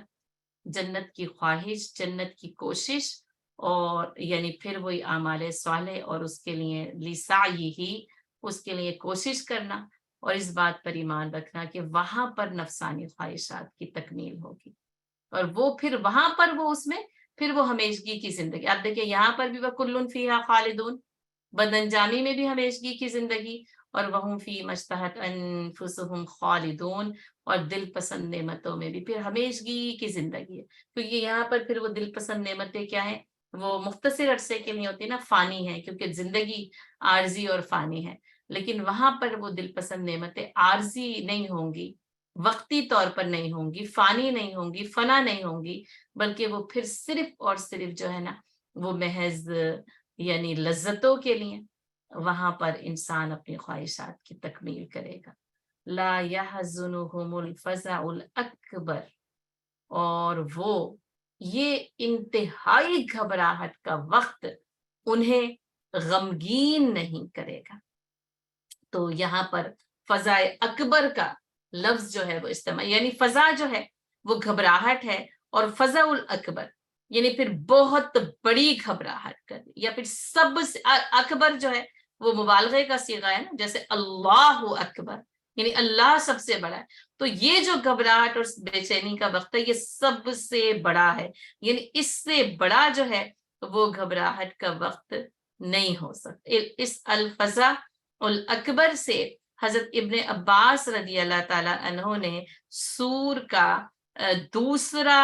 یعنی پھونکا جانا مراد لیا ہے، یعنی سور کا نفخہ ثانیہ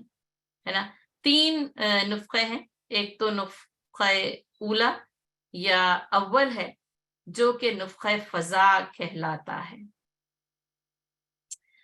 ٹھیک ہے، یعنی وہ کہ جس سے ساری کی ساری دنیا کے لوگ جو ہے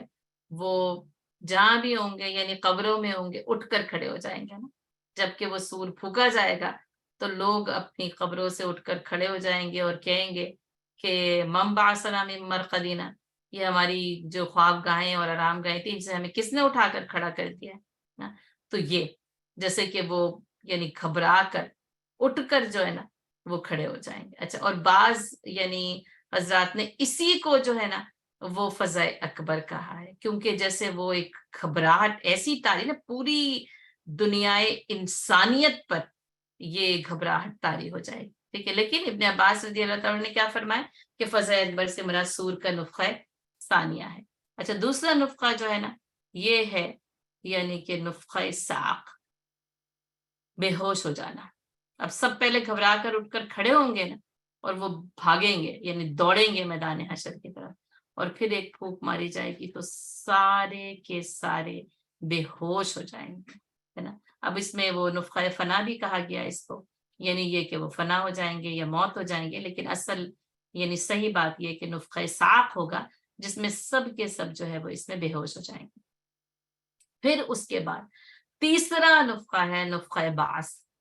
جس سے پھر سب دوبارہ کے دوبارہ جو ہے نا وہ کھڑے، یعنی جو پہلا نفخہ ہے اور وہ ہے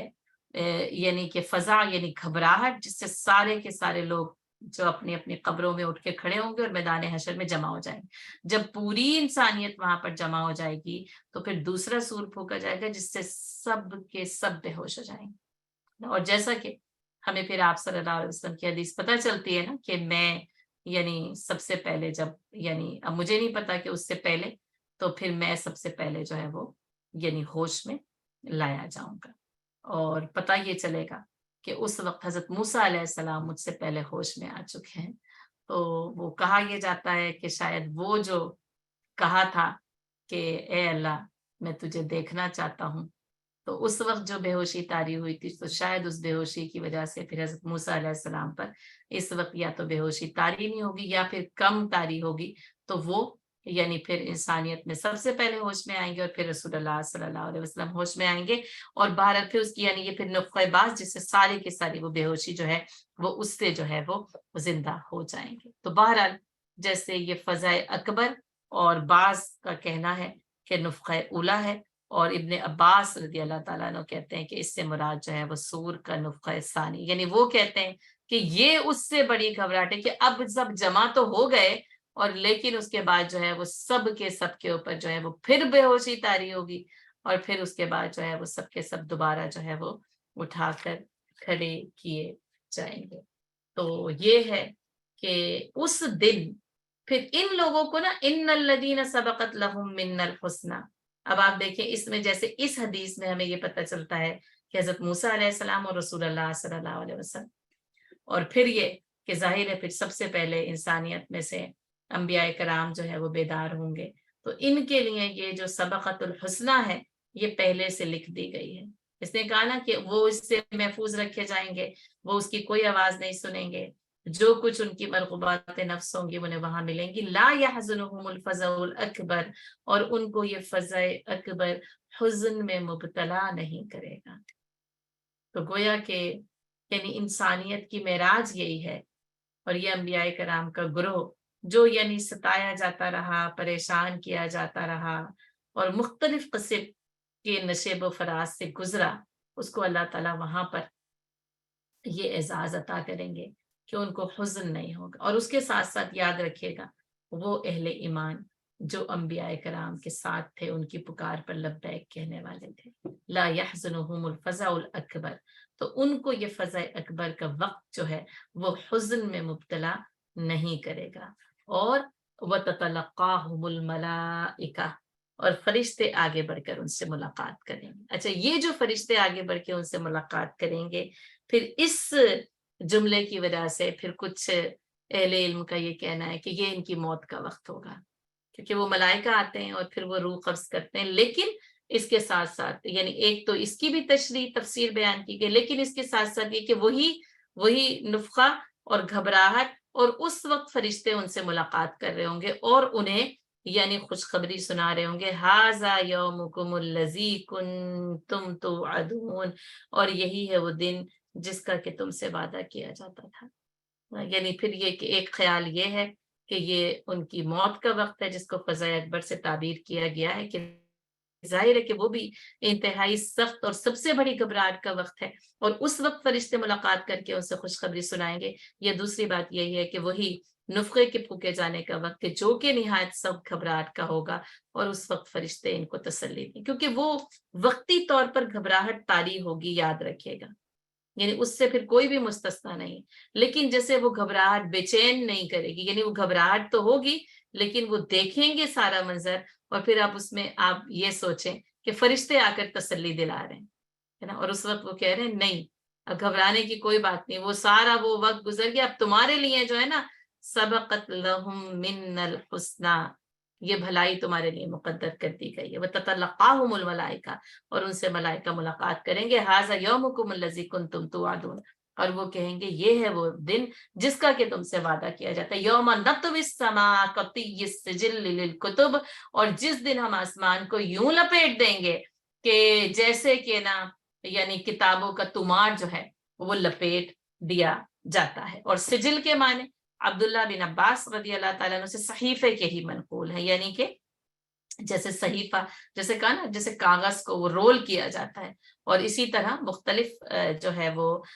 مفسرین نے یہی معنی بیان کیے ہیں، اور یعنی بڑے بڑے مفسرین نے اسی معنی کو اختیار کیا ہے. اور اسی سے یہ بھی کہا گیا کہ یہ جو کہا گیا نا کہ للکتب، اس سے بمعنی مکتوب بھی لیا گیا ہے، یعنی جیسے کہ یعنی وہ لکھی ہوئی تحریر کو لپیٹ دیا جاتا ہے، اسی طریقے سے جو ہے وہ کیا ہوگا، آسمان کو لپیٹ دیا جائے گا. اب آپ دیکھیں کہ یعنی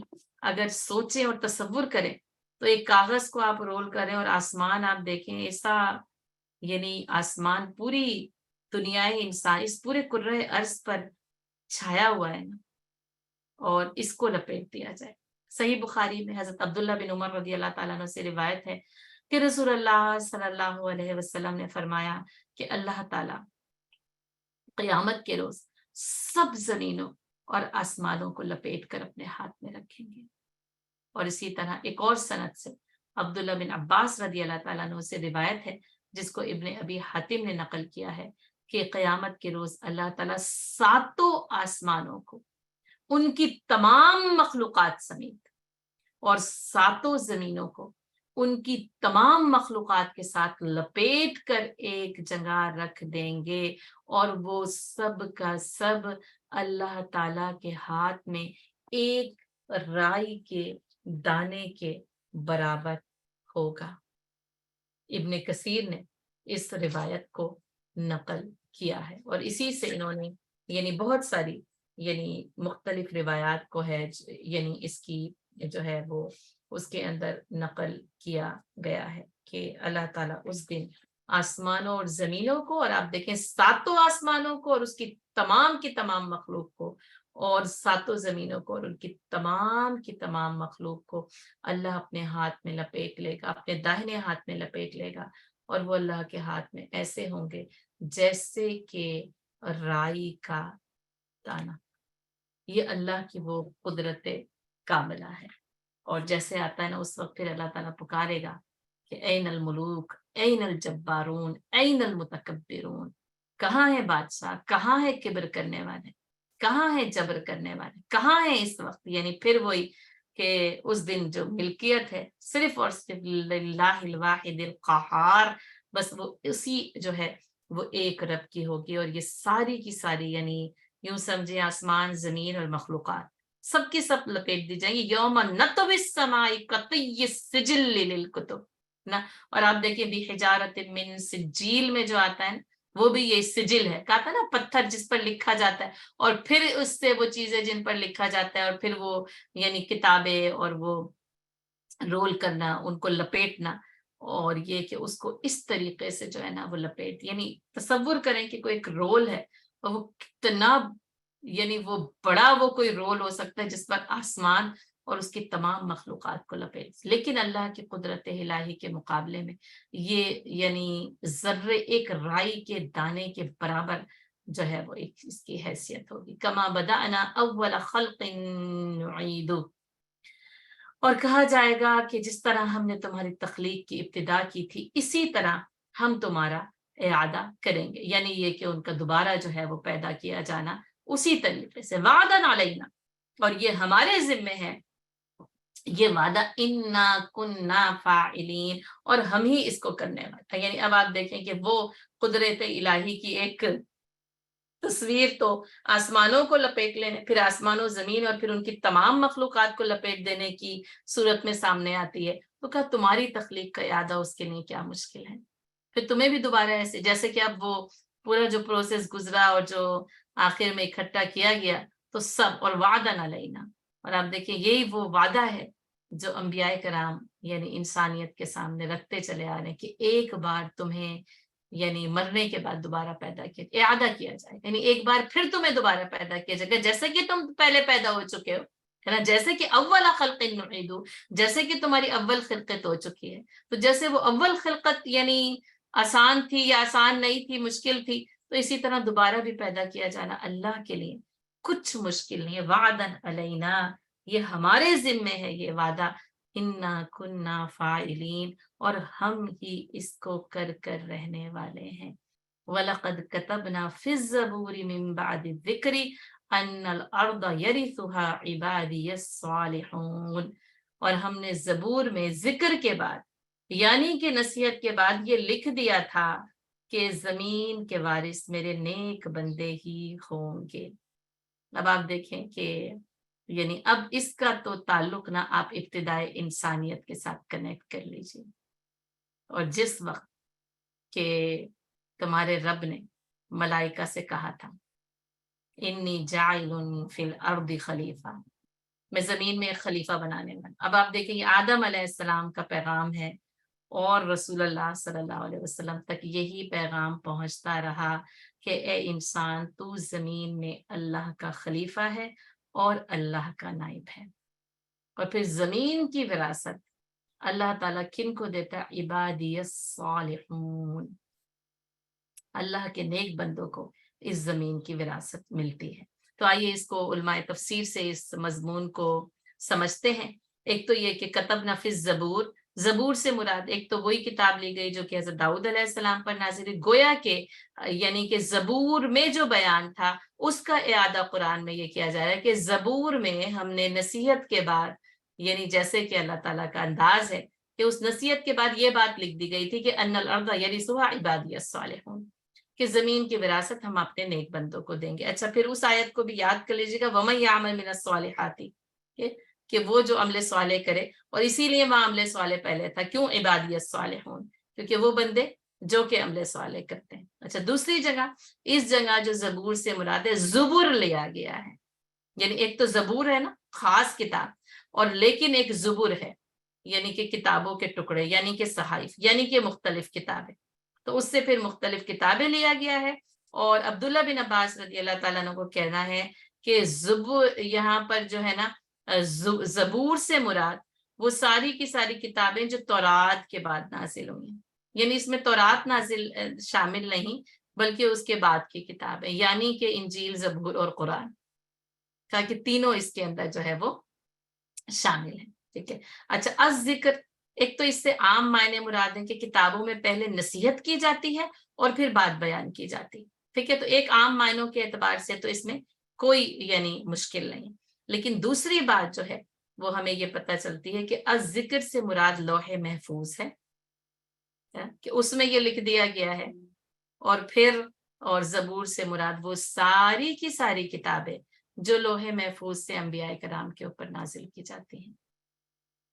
اب دیکھیں کتنے،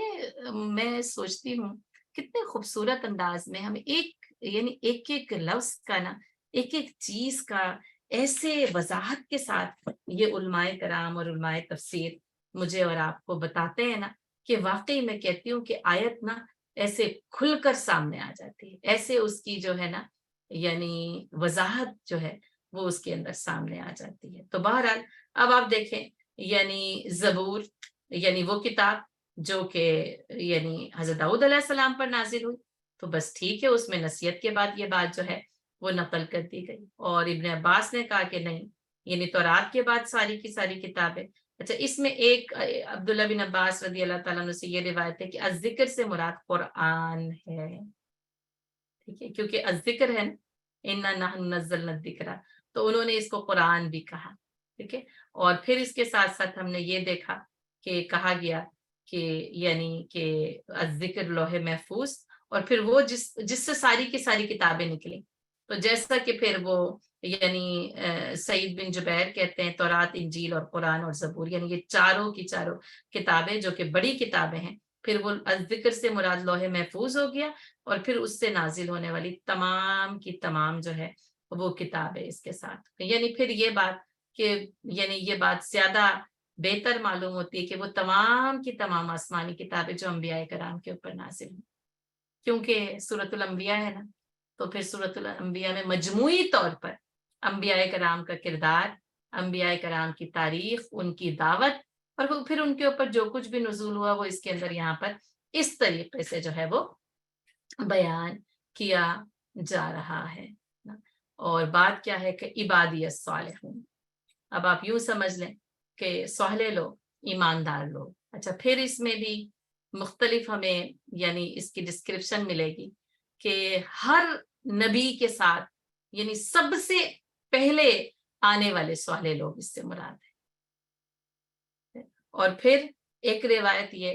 कि इससे मुराद उम्मत मोहम्मदिया सल्लल्लाहु अलैहि वसल्लम के साले लोग मुराद हैं, क्योंकि फिर वही जब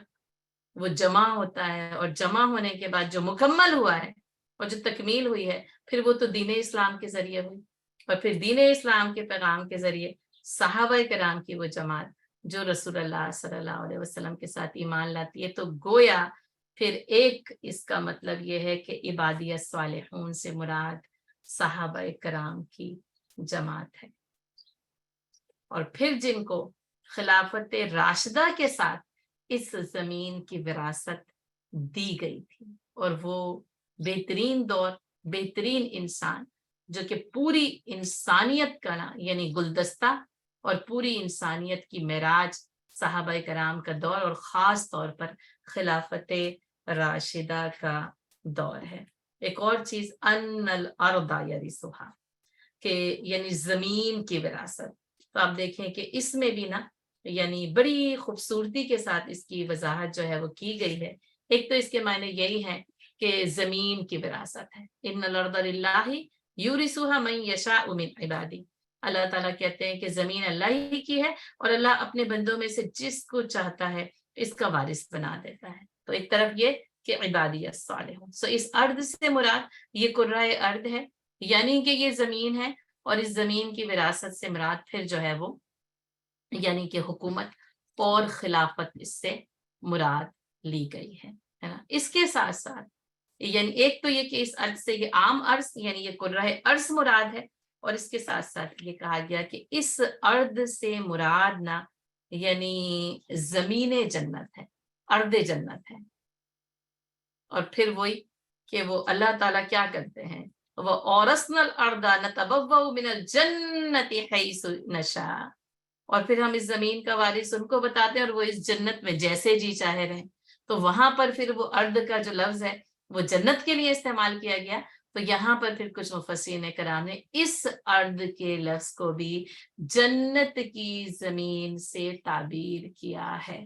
ना। और फिर उसके अंदर यानी उनका यही कहना है, एक उनकी जो डिस्क्रिप्शन है कि ये जन्नत की जमीन है, क्योंकि उनका ये कहना है कि यानी जमीन में फिर जो हुकूमत होती है वो हमेशा इबादियत सालिहून नहीं होती ना। अब यानी फिर वो कुफ्र हावी हो जाता है, काफिरों की भी जो है वो हुकूमत होती है, सल्तनत होती है। तो उनका फिर ये कहना है कि इससे जो है ना यानी जन्नत की जमीन मुराद है, और जन्नत की जमीन की विरासत के लिए इबादियत सालिहून होना लाजिमी अमर है। यानी फिर दुनिया की यानी जो हुकूमत है उसकी विरासत के लिए, उसको हासिल हो जाने या करने के लिए तो इबादियत सालिहून का होना जरूरी नहीं है। तो इसलिए यहाँ पर अन्नल अर्दा से मुराद जो है वो जन्नत की जमीन है। लेकिन इसके साथ साथ जैसे मैंने आपको पहले बताई खिलाफत अर्दी, इन्नी जाइलुन फिल अर्दी खलीफा, और फिर उस खिलाफत में भी फिर हुकूमत, और फिर हुकूमत का मिल जाना भी, और वो भी इसी तरह के अल्लाह ताला फिर नेक लोगों को इस जमीन की जो हुकूमत की विरासत है वो भी देते रहे हैं। वो हजरत दाऊद अलैहिस्सलाम की सूरत में हो, हजरत सुलेमान अलैहिस्सलाम की सूरत में हो। और आप ये देखें कि फिर जो जबूर जो कि हजरत दाऊद अलैहिस्सलाम पर नाजिल हुई, तो इसका ताल्लुक फिर उसके साथ के हजरत दाऊद अलैहिस्सलाम को फिर जन्नत यानी की विरासत तो दी ही गई, फिर जमीन की जो हुकूमत और खिलाफत थी वो किस अंदाज में दी गई, हज़रत सुलेमान अलैहिस्सलाम को दी गई, और ऐसी कि उनके बाद किसी को ना दी गई। और इसी तरह फिर रसूलुल्लाह सल्लल्लाहु अलैहि वसल्लम को फतह मक्का के जरिए यानी अरब के ऊपर ये खिलाफत अर्दी की विरासत दी गई। और फिर इसके साथ साथ जो है वो खिलाफत राशिदा के साथ जो है ये जो इस्लामी सल्तनत और इसका जो निज़ाम खिलाफत है यानी हुकूमत के तौर पर, फिर जमीन इसके अमन का और इसकी बरकत का मुशाहिदा करती है। तो बात यह है कि दोनों ही ताबीरें हैं, और दोनों ही ताबीरों को अगर मुख्तलिफ अंदाज में देखा जाए तो पता चलता है कि अल्लाह ताला फिर अपने बंदों को यानी वो खिलाफत अर्जी भी दे देता है। और फिर जन्नत तो फिर वो जो विरासत है ना वो तो है, उलाइका हुमुल वारिसून, اور وہ تو مقام اتنا خوبصورت ہے نا، الذین یرثون الفردوس، اور ان کو تو فردوس وراثت میں دی جائے گی، اولئک هم الوارثون الذین یرثون الفردوس، اور یہ ہیں وارث جن کو فردوس وراثت میں دی جائے۔ کتنے خوش نصیب ہیں وہ لوگ جن کو جنت اور جنت الفردوس وراثت میں مل جائے۔ پھر یہ جو وراثت ہے دنیا کی، یہ کیا حیثیت رکھتی ہے، اور واقعتاً اس کی کوئی اہمیت اور حیثیت نہیں اگر فردوس کی وراثت کی طرف نظر ہو۔ اللہ تعالیٰ انا نسألک الجنت الفردوس، اے اللہ ہم آپ سے آپ کی جنت فردوس مانگتے ہیں، اور خلافت ارضی کی وراثت بھی، اور جنت کی وراثت بھی، اور اے اللہ تعالیٰ آپ عطا کرنے والے ہیں، اور آپ کی عطاؤں میں کسی چیز کی کمی نہیں، آپ عطا کر دیں تو آپ سے کوئی پوچھنے والا نہیں۔ اے اللہ امت مسلمہ کو عبادیت صالحون عطا کر دے، اور اے رب ان صالح لوگوں کو اس زمین کی وراثت بھی دے دے کہ زمین میں عدل قائم ہو۔ یہ جو انسانوں کی بے بسی ہے، ان پر جو ظلم ہے، ان کی جو حالت ہے، اے رب تو ہی ان کی حالت کی بہترین نگہداشت کرنے والا اور محافظ ہے۔ اے اللہ انسانیت پر رحم کر، اور عالم اسلام پر رحم کر، ہمیں بہترین حکمران دے دے۔ اے اللہ وہ مرد مومن جو اس امت کی لگامیں اپنے ہاتھ میں تھامے اور اس کو صالحیت کے ساتھ لے کر چلے۔ آمین آمین یا رب العالمین، وما علینا الا البلاغ۔